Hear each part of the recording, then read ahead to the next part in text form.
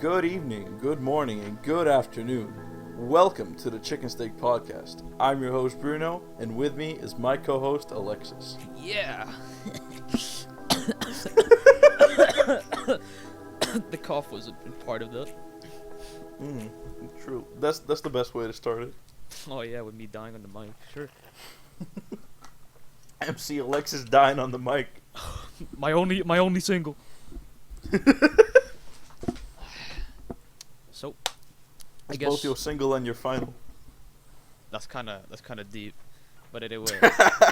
but anyway, so we're gonna talk about. I mean, we only have one topic to talk about. It's a big topic because it's gonna be our top 10 games, and they're not necessarily in an order. At least mine aren't. But these are the 10 games I like the most. So yeah, we kind of got like a special episode going on where we talk about our favorite games. Alexis got his list not in order. I have mine in order to maybe stir some people's minds. Some controversy. Okay, you wanna start us off? Actually, no. I can put mine in a. I mean, I can already see mine in like an order. I guess. I think it'd be more interesting if we go from like 10 to 1, not 1 to 10. Yeah. So, okay.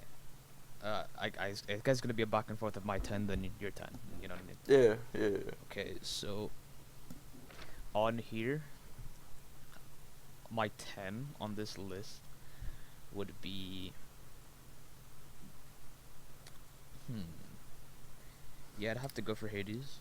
Hades was my 10. Ooh, Hades. Oh, Hades looks fun, but I've not got into it. It is really good. Like, honestly, like, it's really fun. Like, that's what got me into it. But I think the reason why, like, it's just blew up was it's got great gameplay, but then it's got like all the pretty boys and girls in the Greek pantheon, and like really good story. That's just there if you want to go for it. I think that's the part of the game that really made it blow up. Not the game. I was surprised that actually, when I first saw the game, I didn't think it was a roguelike. So I was surprised to find out it's a roguelike. It doesn't, yeah, like, at first glance, it doesn't really look like a roguelike. It looks like a dungeon crawler, but not a roguelike. It's pretty cool. And, I put it on my 10 because I think I really did get more into it this year. And and I really like what they do, because once you beat the game, that's not the actual ending. You actually, I'm not gonna spoil anything, but like you just basically, to get the true ending, you have to beat the game 10 times, right? And then once you're already good enough at the game, you have all the upgrades and stuff, it can be really easy just to beat the game.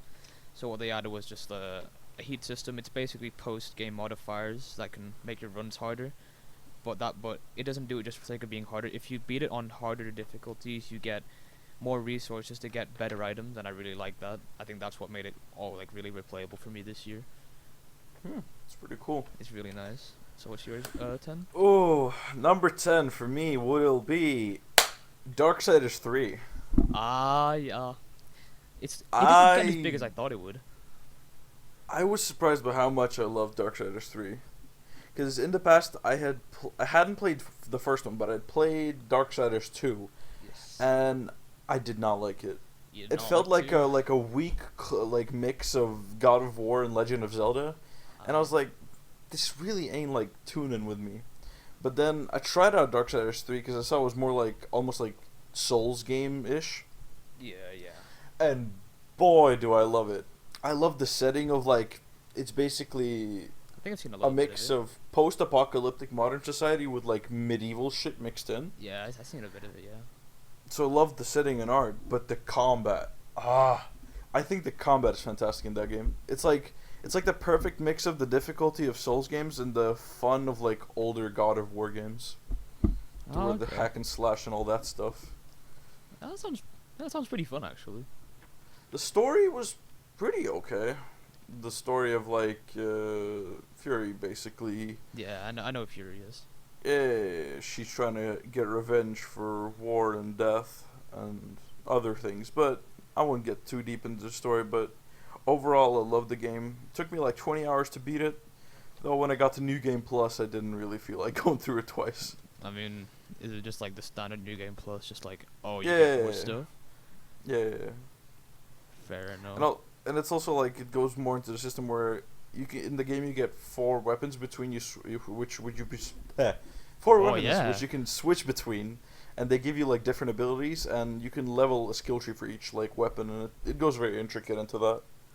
Okay. Okay, so what do you have in number 9? My number 9. Yo. Number 9. I put Magica, bro. Yeah, Magic. I actually fucking love Magica. I don't have as many hours on it compared to everything else on this list, but like, it's just such a fun game. And objectively, the game's like not the best. Well, I think that's what makes it so endearing, especially with friends, because the whole game is like you're just mages with no mana bars, and you can just control the elements. It's literally just a fuck fest of like killing your friends, making some stupid combos with elements, and just like laughing the whole way through. The game's story is like, it doesn't take itself seriously. I really like that, and then also, its writing can be pretty funny sometimes. And It's a funny game. it is a funny game, and there's the DLC is pretty cool. I don't think they're even that expensive, but like standard mages, like guys in robes are the staff, but the DLC just adds like different variations of that, and it's really funny because I think the one I have, the only one I have, was the Vietnam one. Oh, you're a Where you wizard. could- You're a wizard with with an an assault M16. rifle. Yeah. Your staff's ability was to throw a grenade. Oh my god. And I think if Magic was released this year, I would honestly put it with better with friends, because like, Magica with some friends is very good. It's very good with some friends. By yourself, it's not really the same. Not all the same, Yeah. I'd say. And I think last thing I'll say about Magica is the first one is, it's really ironic because the first one was good because it was really bad, but then the second one wasn't as good because I tried to fix the problems of the first one and it just lost its charm. So yeah, that's a bit of a shame. It's really weird, but bit of a shame. That's how it is with sequels usually. Yeah. But yeah, enough of me about how much I love Magica. On to you with your number 9. Okay, my number 9. I don't think you're going to expect this one. Really now. Number 9 spot. Castlevania Lords of Shadow. The first one. Yeah, I didn't expect Lords of Shadow. I forgot you played Lords of Shadow.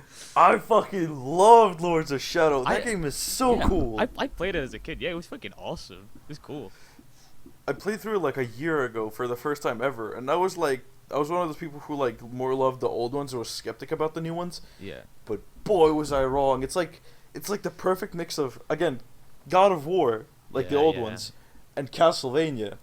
And the combat is fluent and fun, and the story, in my opinion, is awesome. Oh yeah, the story just like, you don't expect it to be like that good. It's really cool. The story's very cool. How they handled Gabriel and his Gabriel and his friend and his wife does things. Oh yeah. Yeah, it's all around a great game. I even tried to 100% it. I did on the normal difficulty, did do everything, like all the collectibles, everything. I think that's good. I think it's good enough. Yeah. You know. So carrying on, what's your number 8 spot? Here we go, number 8. Right, let me just cross off the ones I've already done so I don't keep looking at them. So I've done Magica, and I've done Hades. Okay. Number 7. This spot, Doom Eternal, man. Another game Ooh. I really got into this year.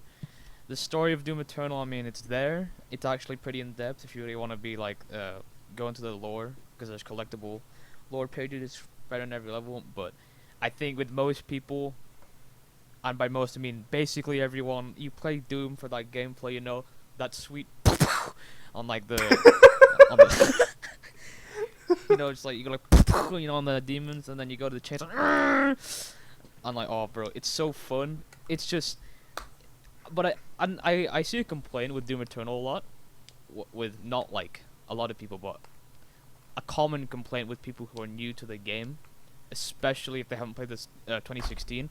The game is difficult, and I completely agree.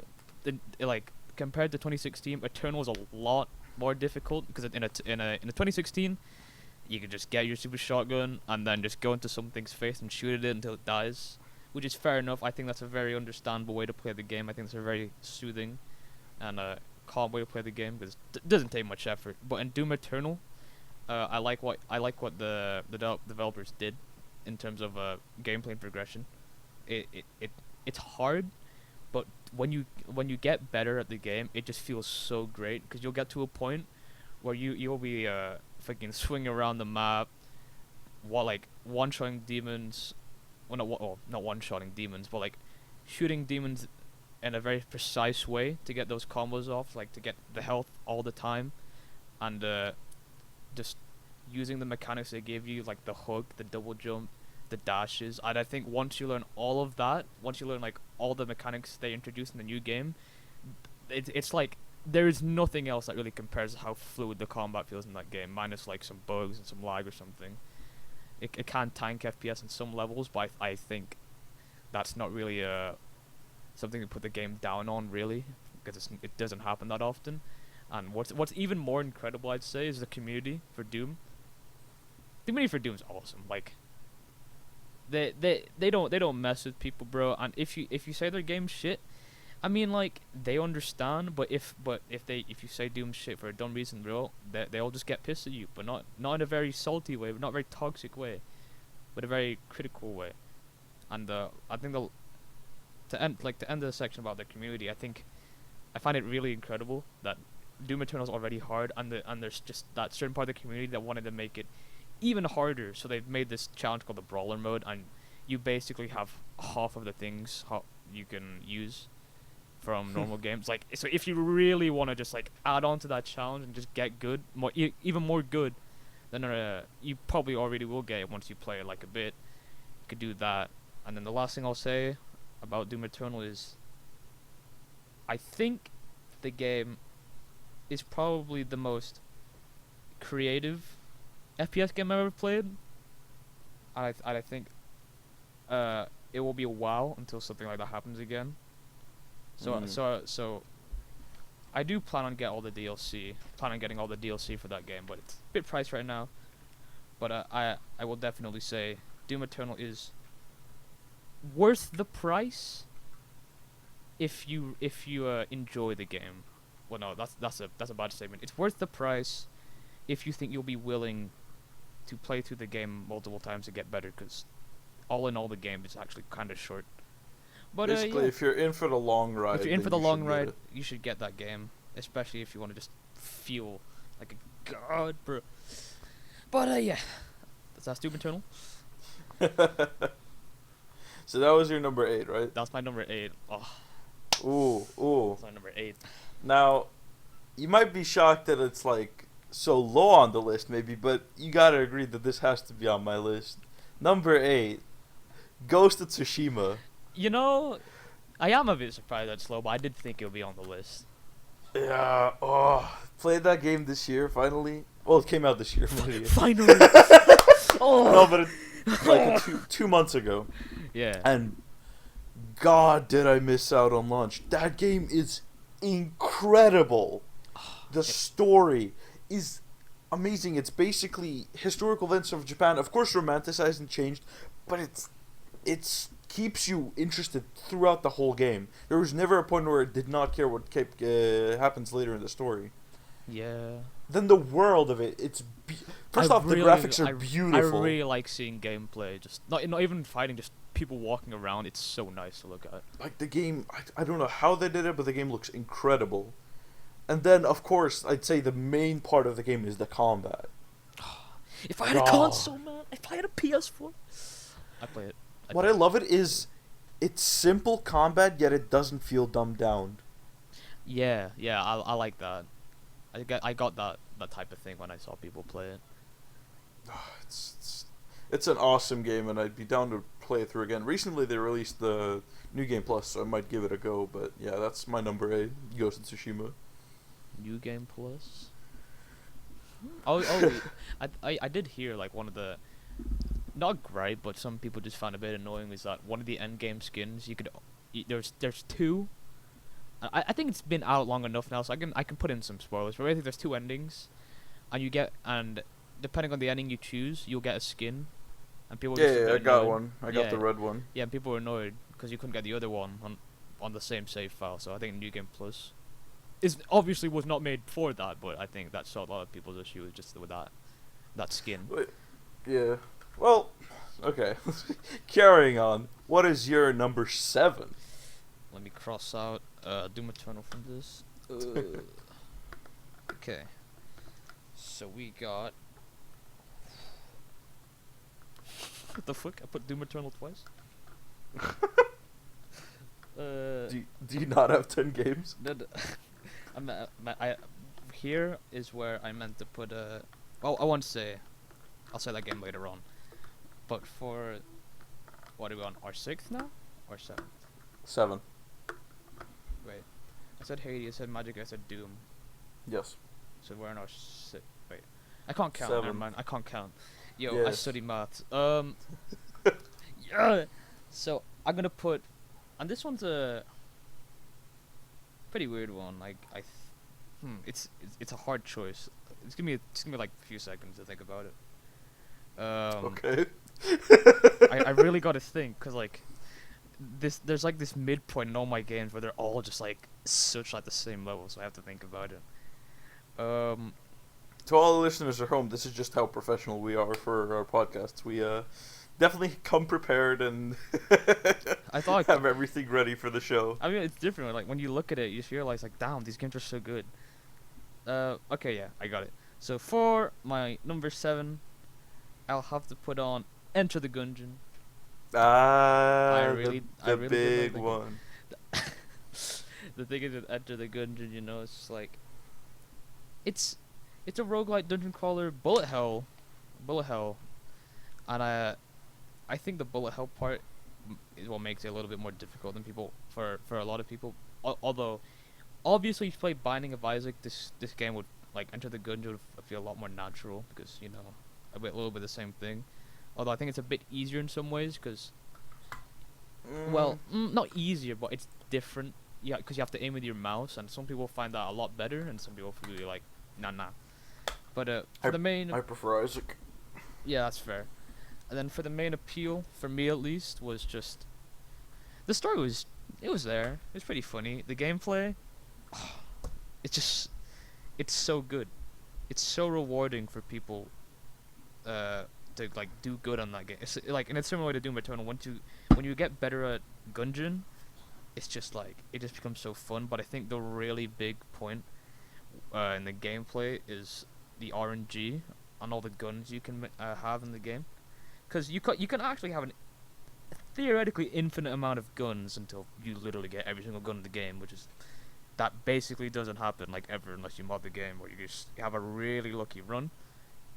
I think just having all those guns and you just becoming like it's funny because like at the start it's a lot more skill reliant at the very start, but the more you get into the game, if you're getting good luck and you're playing well, once you get those guns, those upgrades, just those items you get from each room, well, not each room, but those items you get on your runs, it just becomes so easy, but in a very satisfying way. It doesn't become easy where it's boring. It's easy in the way that you will get a gun that will basically one-shot the boss, and like in terms of a boss fight, that's not gonna be like it's not gonna be that fun, but just sitting there and just appreciating how much power you've amassed in just a single run, it will make you just want to keep doing more runs and like experiment, because there's so many items in that game. You can get so many different things and you can still be very, very strong. I think that's what makes it such a good roguelite as well, because it becomes replayable because of its RNG, which is a very good sign, because some people really don't like RNG, but once you pull it off right with a roguelite, every run just feels fresh, and you just can keep on doing it. Gameplay loop's the same, just shoot things until they die, dodge and roll a bit. But yeah, Gungeon, very good roguelite. Would really recommend, actually. I'm pretty sure it's not as expensive as it used to be. Let me just quickly see its price. 15 euros. Like, that, I'd say that's pretty damn worth for Enter the Gungeon, I'd say. So yeah, both a good game, for the game and actually for its price. So yeah, that's my take on Gungeon. Okay. Seeing how we're 20 minutes in and we're a quarter of the way through the Hey, list. it'll be an extra long one today. Yeah, but I'm gonna try to. I'll try to keep it slightly shorter and then like go in depth in our top threes. Okay, yeah, I'll do that as well then. Okay, so my number 7 spot is Dishonored, the first one. Oh yeah, bro, I love Assassin's Creed. Dishonored. When that game came out, I was blown away by it because up until then, the only stealth I'd really done is in Skyrim usually. Yes. And when I first tried Dishonored, I was amazed because I like growing up. I saw my friends playing Assassin's Creed, but I never had the opportunity to play them. But then Dishonored just showed me a whole new world of opportunity in gaming. Like the way you have a free approach to gameplay. You don't even have to sneak through most of the game, honestly. You can run and gun it. And I think that freedom of choice to approaching the game is what makes it one of my favorites. And also the story. The story is very heart-wrenching in a way because the game is pretty depressing, but also fantastic. But yeah, for my number 7 is Dishonored. All right. Well, kind of on the list. My number 6 will have to be Ace Combat 7. Ace Combat 7 Ooh. is and Fly Zoom Boom Boom. Fly Zoom Boom Boom. Yes, Fly Zoom Boom Boom the series. For someone who's like me, really into planes, Ace Combat 7, it's just fun. You're just in a plane, you go fly around, you shoot things, and they die. The story's actually like really anime, but it's like it's all right. It's there with a lot. Well, occurring trend with my games. Story's not the best part, at least for the last few I've mentioned. But yeah, I will say just arcade gameplay. You go around and fly and shoot things, they die. Has some DLC. Don't really have to get to enjoy the game. The multiplayer is mad. Single player though, single player is really fun. That's where I really got into the game. Just playing the single player all over again, and just blowing stuff up in a plane. That is my take on Ace Combat 7. That is my number 6. Okay, my number 6. Now this is a game I had to put in just because how big of a part it was in my childhood. Understandable. So my number 6 is Lego Star Wars, the original trilogy. Yo! Wow, this is the first PC game I ever I'd say bought myself, but I had my parents buy it for me because I was 7 years old. Understandable. But that is a game I have beaten like 7 times at least. That's understandable. Like I played it a shit ton as a kid. Played it as a shit.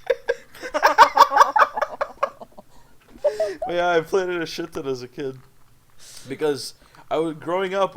The two things I loved was Lego and Star Wars, so the two coming together was like a dream come true. And the game is your like typical, well these days already known like typical Lego game where you just know it's a platformer with some slight like hack and slash combat, but it's a fun game. Yeah. So that's my quick take on my number 6. So what's your number 5? My number 5. Here we go. So my number 5 is gonna be Metal Gear Solid 5. Oh! Boy, do I love Metal Gear Solid 5, right? I didn't even consider that. I loved Metal Gear Solid 5. It's just It's a great game. It's a great game made by your boy Hideo Kojima, who's a very controversial figure in the gaming scene. I will definitely say. But last Metal Gear game ever released. Story, it's there. But even less it's not the last Metal Gear game released. Well, the last major one then, we'll say. Okay. Last major Metal Gear game released. And well, the story is a bit of a jumble. It's actually an unfinished game. Hideo Kojima wanted to work more on it, but they just released it as it is. But even then, I think it was great. The gameplay, like unlike everything else I said, it's so much freedom in the gameplay. You can do whatever you want in the game. If you want to go full in stealth, just a classic Metal Gear experience, just incapacitate everyone and just clear the base out, just go for it. On the other hand, you can bring in a fucking walking robot and minigun the whole building down, You can get some hot chick with a sniper rifle. You can just shoot shit. It's like in terms of freedom of gameplay, Metal Gear Solid just absolutely nails it. There's just so much to do. The multiplayer is, I mean, it's Metal Gear Online's dead, but the thing called FOBs in the game, it's there, but because it's older now, people don't really play the multiplayer as much. But progressing in the game is pretty fun. You just get resources, and you press the box, and you'll get this in about 2 hours. But honestly, if if you're creative, the game is fun regardless of what items you have. So yeah, that is one of my favorite games. Metal Gear Solid 5. That's my number 5. Okay. My number 5, and I don't know if this game is on your list, but personally I think it should be. Yeah. It might not be, but Yeah. my number 5 is Terraria. Damn. Okay. Now this was a close one because I was like, I should put Minecraft on this list, but I just couldn't. Terraria means so much more to me. It's the only game on Steam that I've reached 1,000 hours on. Yeah. Like that game's replayability for me is like endless almost. Because with the creativity of the community and with modding these days also, there's just like with Minecraft, there's no real end to it. Like sure in Terraria, there's an end to a run, so to speak, when you kill all the bosses and so on and so forth. Yep. But because you can have so many approaches, so many builds, so many tactics, the game, in my opinion, is endlessly replayable, and that's why it's my number 5. Understandable. Well, that's your number 5. My number 4 is actually Terraria. Ooh, there it is. I knew it. There it is. I knew it. I will say everything you said, I completely agree with, but I think the part I liked the most about the game was It's the fishing. It's the fishing. I mean, the fishing's pretty bomb in the game, you know. It's just, I agree. it's just nothing quite compared to the fishing in Terraria. But so yeah, the thing that attracts me most about the game is, well, the second would be the boss fights. The boss fights, I'm a really big boss fight guy. I love the boss fights in that game. But the thing that really got me the most is playing with friends. If you're all there, playing regularly and actually like working towards the same goal, not slacking off, it just feels so good. You just feel like it feels so cool. You're just part of a team, and I think it's different to Minecraft because I think Minecraft's a bit of a vibing game. You just chill there and vibe. Terraria, you have a goal to work towards, and it just gets so much more fun when you're with everyone else because the game scales with more people, so you get more rewards, and everything just gets done so much quicker. So it's a little bit less of a grind if you're not into that, and I think when you're with friends, it's just obviously a lot less lonely because you're with people, but I think you can be a lot more creative. So like me and Bruno, example, we always do a class system when we play Terraria because, not gonna lie, having all the items at once is kind of boring. So it's really good to spice it up and put some restrictions for you and your friends. So then the game gets. And it also helps with loot sharing. Yeah, very good at loot sharing as well. So yeah, there's my number 4. It's Terraria. I'm interested in your number 4 now.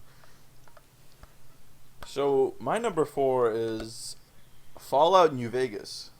Okay. It's, although 1 and 2 being the better RPGs, New Vegas is the best Fallout game in the series. This isn't subjective. I'm putting this out there. It's an objective fact. Objective New fact, Vegas okay. is the best in the series.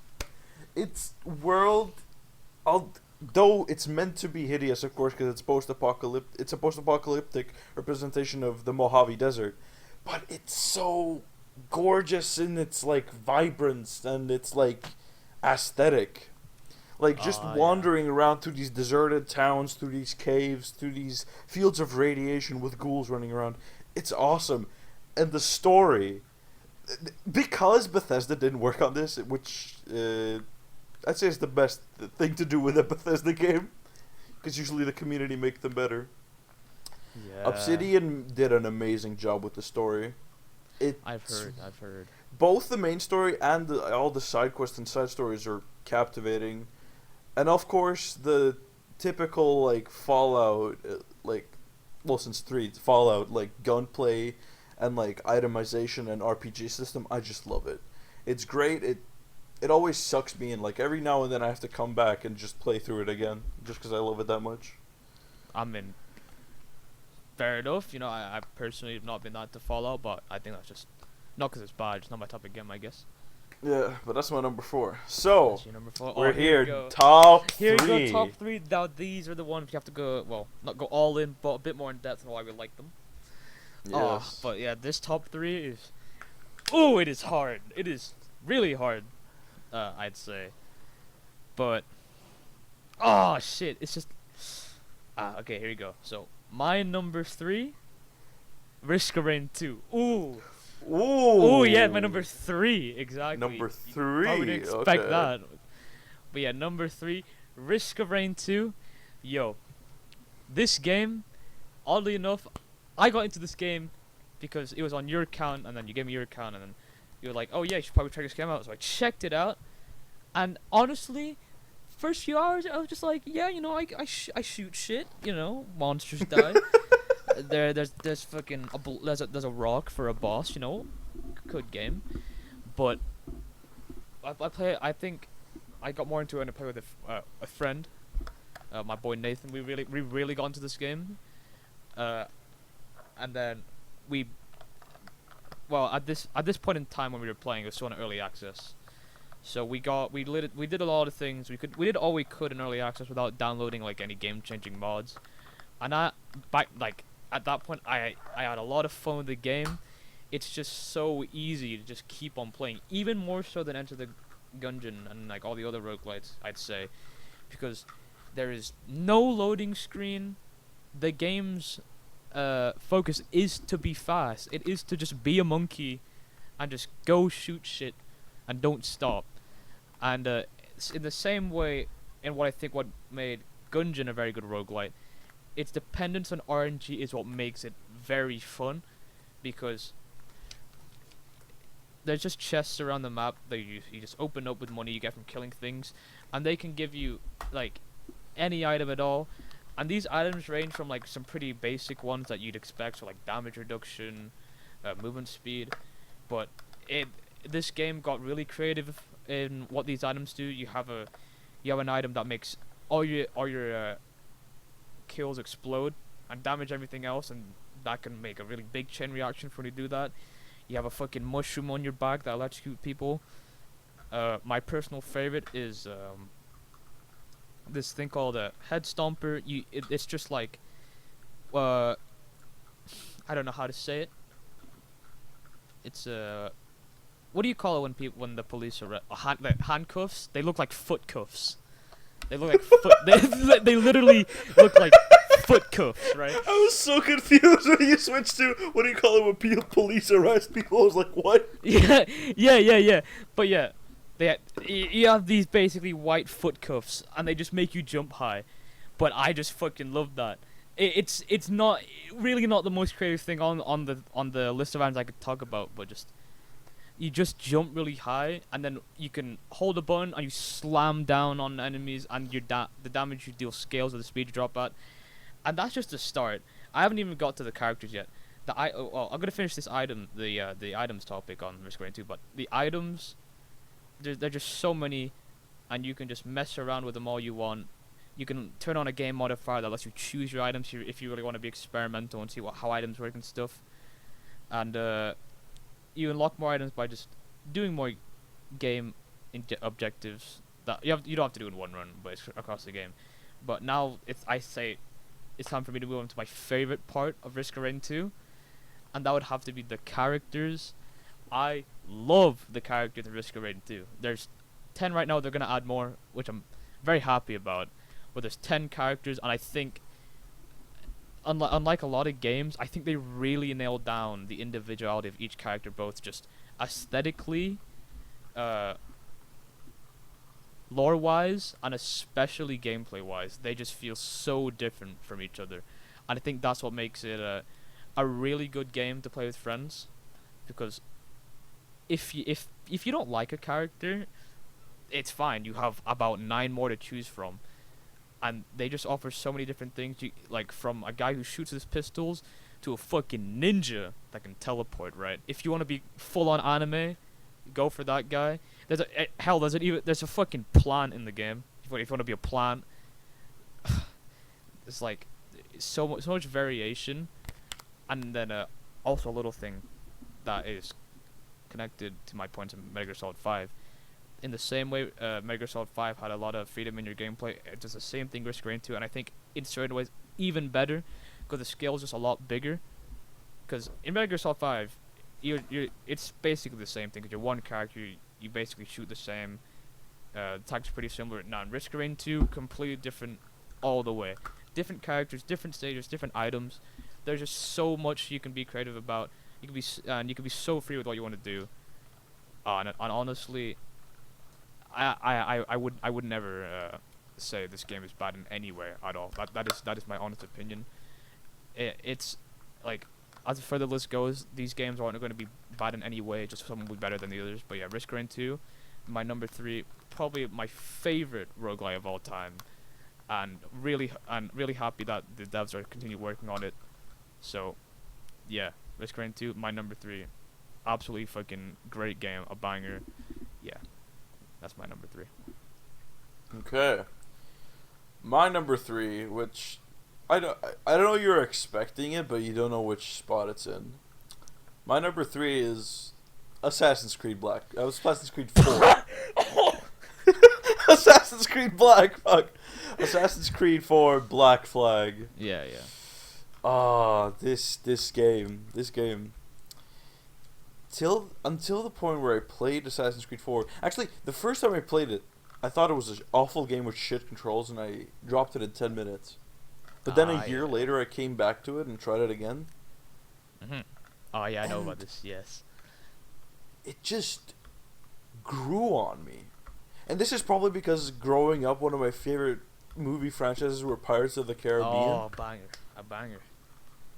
But the game just full on, like, sucked me in for 2 weeks straight.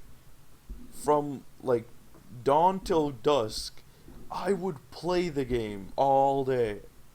Just the story, the gameplay. I don't even mind the bullshit of the typical series problems of, like, tracking missions or escort missions or whatever. I think the game is just amazing. It's the last game. No, it's not. But it's the game that I think does best the Assassin's Creed system of weaponry. Okay. Because it's not just the fact that you get to upgrade your sword or your pistols in this case, because as a pirate you get to carry around up to 4 musket pistols. Yeah. But into this also goes your ship. You get to, throughout the game, upgrade your ship, pimp it out, make it look all cool. Pimp my ship. Yeah. And, oh my god, the story in the game is great. The ship combat is the best in the series. I don't think they've changed it, and probably gameplay wise it's better, but I don't think it's as fun as it used to be. In 4 specifically. Okay, yeah. And then just the exploration. Like the huge open world of just going from island to island, go to a pirate cove island and drink with other pirates, or go to a treasure island and find the buried treasure of the Mayans or whatever. The game has just so much to do, and I love it immensely. Like, I could replay that game like 7 times and I would still not get tired, because everything about it is just perfect for me. The pirate setting, the gameplay, the openness of the world. Not so much the open approach. It's usually one of 2 choices: you go guns blazing and you try to be stealthy. Yeah. But either way, I think the game is fantastic, and that is my number 3. So, what is your number 2? Oh, my number 2. Here we go, bro. My number 2. Yo. Ni no Kuni 2, I fucking love that game, bro. I love Ni no Kuni 2, man. It is. Oh my god, it's. Oh, where do I start Ni no Kuni 2? I think objectively, a lot of people think it's a pretty mid to high game, which I agree with. But these are my reasons why it's my number 2. But just, it's. First of all, aesthetic. I fucking love the aesthetic of Ni no Kuni 2. I think it's a really pretty looking game, which which you kind of expect because it's got some Studio Ghibli staff working on it, which you can clearly tell if you've actually seen the game before, and just walking around the world, it was so nice. It was such a nice world to look at. Not the same as Ghost of Tsushima, not photorealism, but just it was just so pretty.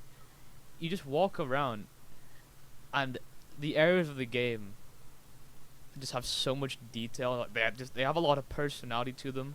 I haven't played it in a while, so I've forgotten a little bit of details. But there is one place in the game which I love, and that was it was basically a very oriental looking town. I loved the look of that place. It was so bright.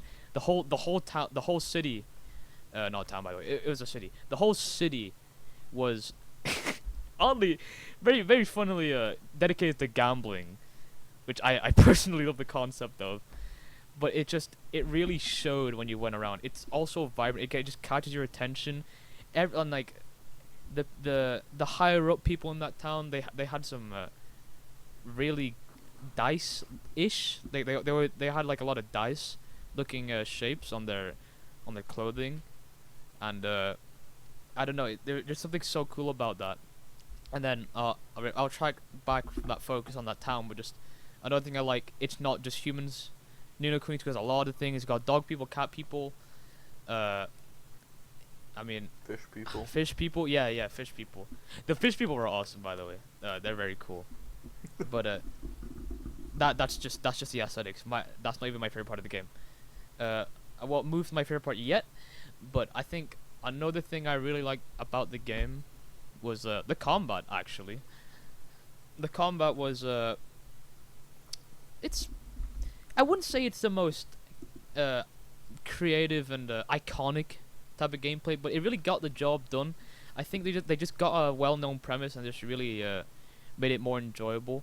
I wouldn't say nailed it because I don't really play that many hack and slash games, but it's a little bit of hack and slash, a little bit of party composition and so all that stuff. Cause it's an RPG as well, but I think in the game you could go into dungeons, and obviously because it's a dungeon, if you beat it you get a prize, you know. But I think what was so fun about each one, what was so fun about the end game ones was it was actually just a really big dungeon, and you could be there for hours just killing things, going to the next floor. And honestly, one of my most iconic moments of the game was actually crashing in the middle of that large dungeon and losing all my progress. But I think what really made me realize I just loved that game was 10 minutes I was mad. You know, I was just like, I don't want to play this game. After 10 minutes I'm just like, no big deal. I played it for another 7 hours, just like, it just sucks you in. It's just so fun, so easy to play. It's beginner friendly. There's difficulty options, and just the gameplay, it was great. I'm not even going in depth at all. I'm not even scratching the surface or the basics of the gameplay. I'm only talking about the melee. There's there's spells, there's different ways you can build your party. There's an element system, but yeah, I won't get too far into it, because the thing I really want to get into was the story. Honestly, when I first got into the game, I thought the story was like, it was pretty damn mid, you know. I thought the story was just like, it's there, pretty Ghibli-ish vibes, like really happy, a little bit of a naive thing. But in the same way you had it on Black Flag, the story for me at least really started to grow on me. I started to love the characters, man. Main character, it's really weird because like I never realized it until I just got part of the game, but he was actually developing really well as a I'm not gonna say really well because I'm not a writer. I don't know what makes stories that good. But for me personally, seeing the growth of the main character, and not just the main character, but how he interacts with his friends and his friends growing, it was just so cool. There was no one in a game I hated, like, at all. I loved everyone in that game, even the assholes. There are quite a few assholes in that game, and to top it all off, soundtrack, it's good. It's good. Like, Studio Ghibli-esque again, but really nails that feeling of that fantasy world and a very uplifting vibe to it, as you'd expect from a game like that. But yeah, aesthetics absolutely phenomenal, gameplay very fun, very good gameplay. The story, Probably not for everyone. For me, it was simple, but it got the job done. It did more than that. I really enjoyed the story. Had a lot of themes into it that could respond to the real world, but that's not the point of the story. It's a Studio Ghibli thing. It's just like not Studio Ghibli thing itself, but same style, just a different title, of course. But yeah, Ni no Kuni 2, an absolutely irreplaceable experience for me. That is my number 2. Hmm. Well, my number 2. Now this was a tough decision for me Yeah. because the top two, it's. I mean, in the end, I decided very strongly which is my favorite game of all time. But my number 2 is gonna be Skyrim. I expected it. I expected it. What can I say about Skyrim that hasn't been already said? I think people in recent years have loved to rip on it because of how Bethesda have treated it. Because Yeah. on launch everyone praised it as a masterpiece, but then Bethesda tried to take advantage of that in a very poor way and just plaster it everywhere, and people started to notice the actual lack of RPG elements in the game. Yeah. Man, Skyrim. For me, I don't even like it because of the story or the writing. Because I'll be honest, it's shit. It's interesting to say my second favorite game of all time, and the writing is just awful. Yeah. Okay, yeah. But what draws me to the game is just the fact of how good of a sandbox game it is. Yeah. Just literally walking around the world, just finding random bandits or something, killing them, going on adventures, making your own story, coming up with your own character background, and just playing through it countless times. I've accumulated over 500 hours in Skyrim. And I could just keep going because that game just does not end for me. Especially with mods. Of course, yeah.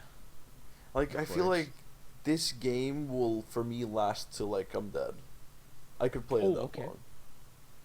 Because it's endless opportunity for me. Endless build options, endless ideas for backgrounds for my characters, endless challenges I could come up with. It's that game just would not end for me. And even now I'm trying to, as last week I mentioned, trying to platinum it on PS4.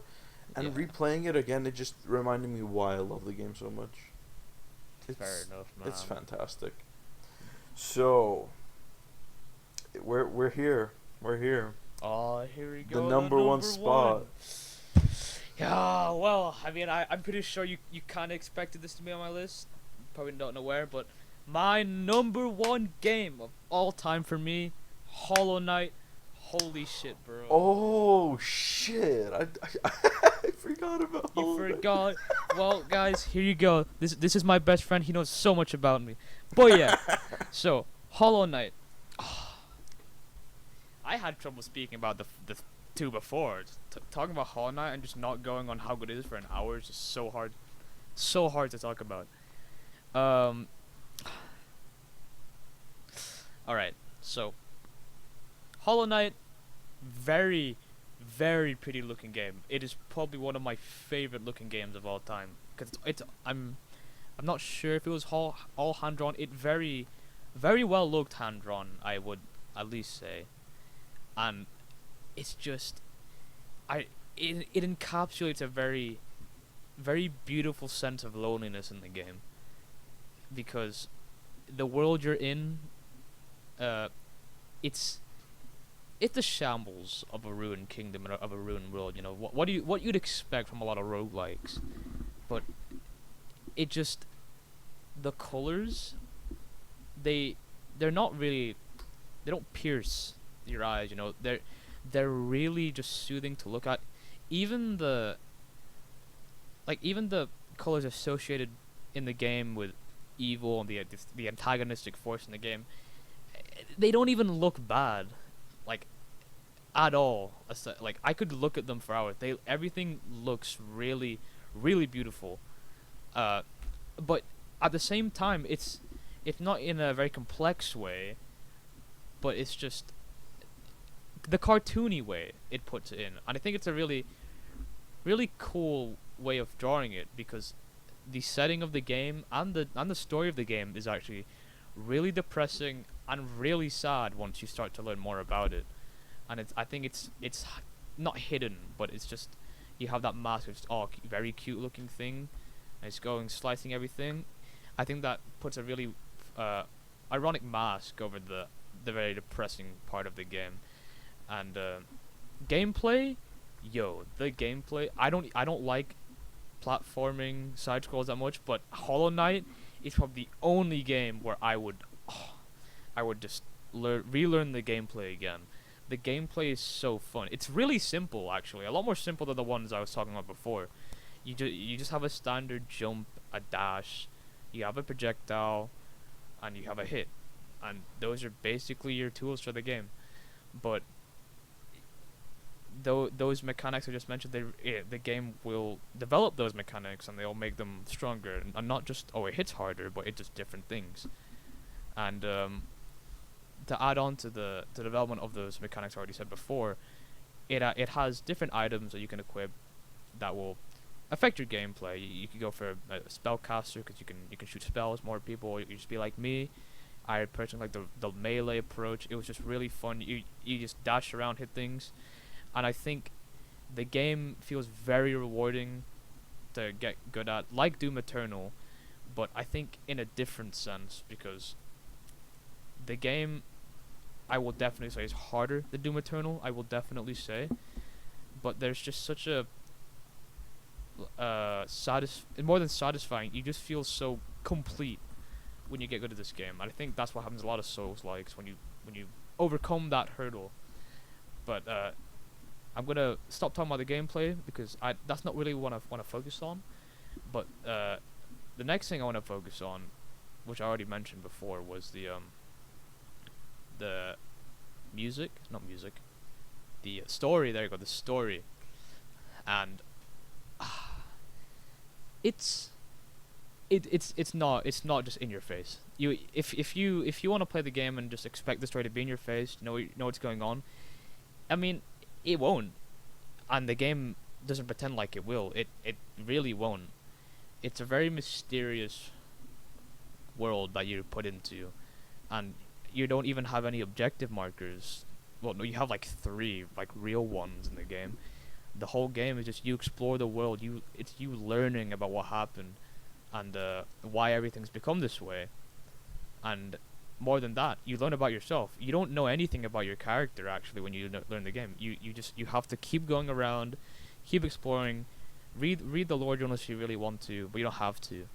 And just you have to interact with the world and meet the fellow survivors of the shambles of the world that you're put into, where basically everything's just decaying, rotting, getting overtaken by infection.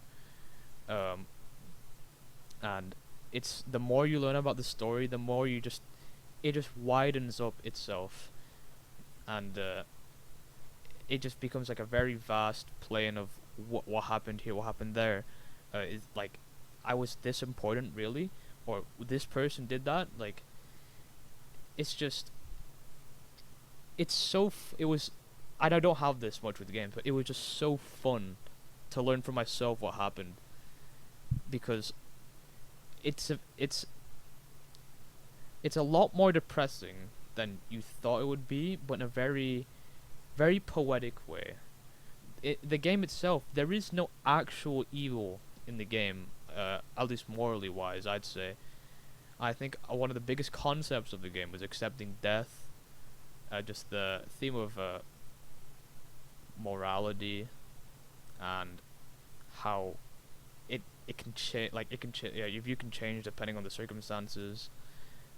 And just I don't want to get too into it. It's really hard to explain without really just going into the actual story and spoiling stuff. But my final and favorite part of the game was the music. I adore the music of Hollow Knight.